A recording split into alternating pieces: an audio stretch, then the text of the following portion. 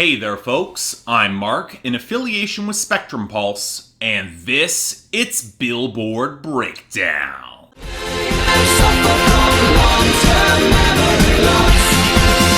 I don't remember. Okay, look, they can't all be good weeks. And what's frustrating is that in a week with new songs from both Frank Ocean and Selena Gomez, the larger story's probably our new number one. But at least it's short enough to go down quickly, and the album bomb coming next week will probably disrupt enough to render this week irrelevant very quickly. So yeah, good riddance. And let's not dance around this. We have a new number one, and it's Someone You Love by Lewis Capaldi. And let me stress, it is a weak number one. It's not dominant in any category, its streaming is poor, radio has peaked, and you could argue it only really got here on a sales discount. And that would normally mean that Truth Hurts by Lizzo could rebound and take its spot back again from number two, especially given the radio dominance, but somehow it's even weaker now on streaming and sales, which is not a good sign. Nor is Señorita by Shawn Mendes and Camila Cabello down at number 3. While even despite being right up there on radio, it lags on streaming and sales have fallen back considerably. If I'm being brutally honest, I put more money on Circles by Post Malone making a run from number 4.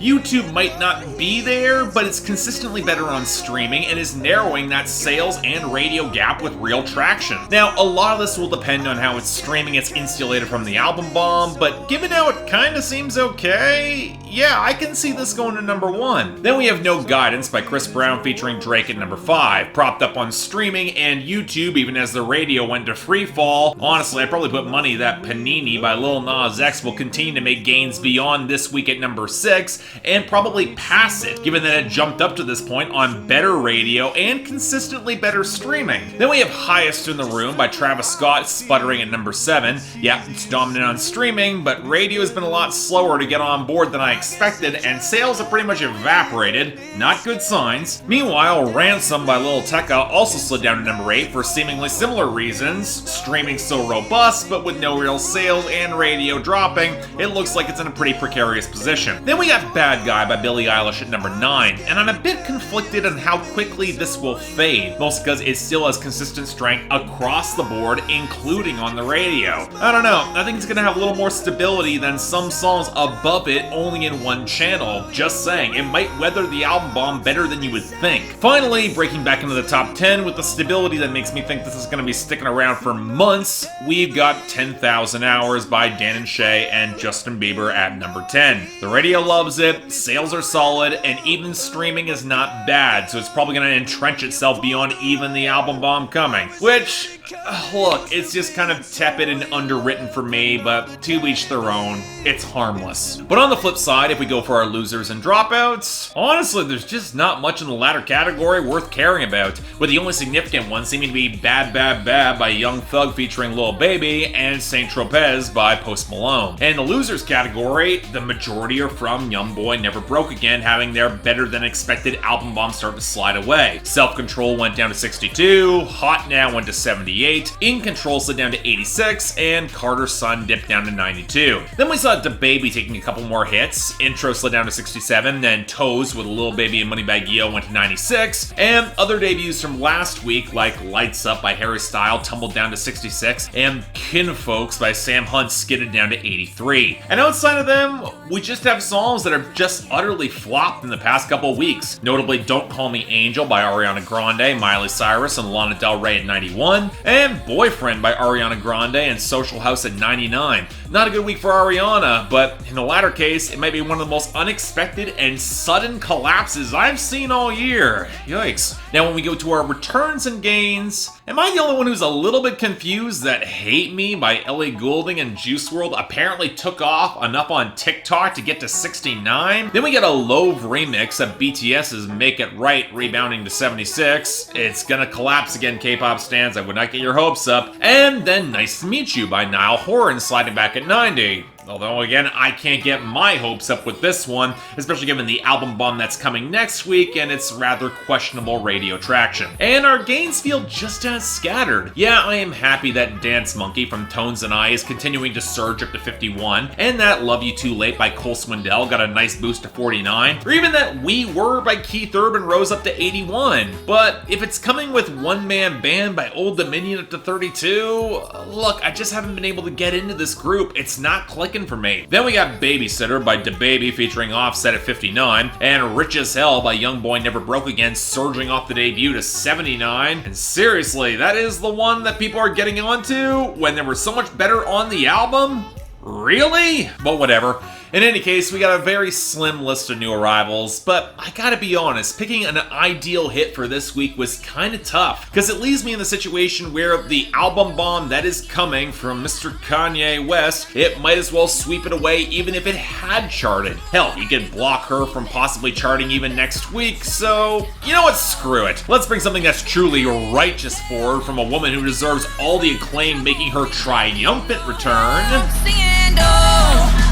Mama raised me well, but I don't wanna go to heaven without praising hell. Now, I feel I have to be brutally honest. As much as this has grown on me since the first time I heard it, I would struggle to put this among Kesha's best singles. In fact, given how lumpy and massive that bass feels and crushing the rest of the clattering percussion, it almost reminds me a little bit of Sorry Not Sorry by Demi Lovato, especially given how often Kesha's voice will hit the top of the mix. It's not especially well mixed of a song. But frankly, everything else about this composition connects really well. The blast of horns, the live drums, the swells of organ, Kesha's more raw singing, cutting off of Big Freedia shouts, and I have to love Kesha unabashedly wrenching Southern gospel iconography for that sort of ribald, sexually explicit dance anthem that she has always made. And reveling in that sort of juxtaposition, honestly, it's a sort of transgression against a life that they clearly have lived that reminds me of why I loved Americans by Janelle Monáe so much, understanding the power of that iconography and then subverting it to a new progressive end. Now, let's be real, this is not on that tier. Again, the production sloppiness is kind of concerning, but yeah, still kicks a ton of ass. Terrific song, really looking forward to that album coming early next year. But on to our new arrivals that are significantly less interesting, starting with number 98, DHL by Frank Ocean. Hey, got out of pack, came from the DHL, just got up like a bell. So, like with other singles Frank Ocean has teased over the past couple of years, I have no illusions it's going to lead to any new album release. It's likely more tied to promoting the nightclub endeavors that he's been working through the past couple of weeks, especially given the first snippets of the song were first leaked back in December of 2018. And I'm kind of okay that this doesn't seem to be intended for more, because it is really underwhelming. A lot of muddy vocal mixing as the leaden percussion and the blur of synths that aren't that catchy, and Frank Ocean hopping on triplet flows where he will flex, cycle through both guys and girls, and picks up a bunch of drugs, and I think it's kind of a stretch to look for any sort of subtext beyond that. And in comparison with the more layered and rich singing that Frank Ocean used to bring, you know what, I can see someone catching a vibe if they really get high enough, but to me, it's disappointing.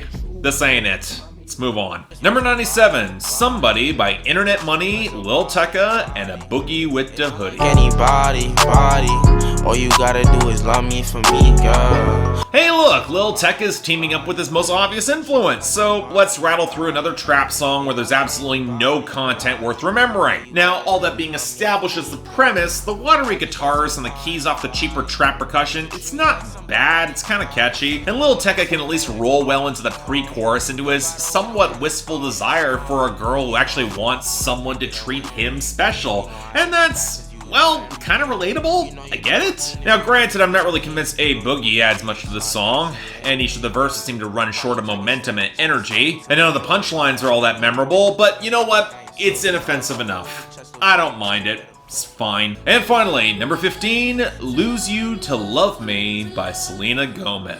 Needed to lose you to love me. So apparently Selena Gomez is rolling out her next album with a piano ballad that's all about her messy former relationship with Justin Bieber. And I'll be blunt, I stopped caring about this personal drama years ago. Now, more interesting to me is that she's now working with Billie Eilish's producer and brother Phineas, which, given Selena Gomez's vocal timbre, might be a decent fit, until you discover one of her co-writers is Julia Michaels and you brace yourself for the worst. And sure enough, we got those brittle strings touches in the second verse that feel utterly lacking in groove or momentum, and really both verses that seem to be laser focused on the abuse Selena suffered to damn near a masochistic degree. Which, you know what, could be a decent way to add some reality to a picture of Justin Bieber being a total dick, but given that it's Julia Michaels behind it, it kinda yanks me out of the song, given how she's had this template and given it to acts who have shown a lot less vulnerability than Selena Gomez normally does. We've seen it done before. So even if it kinda makes sense coming from Selena Gomez, I feel like the anthemic elements never quite explode the way they're trying to,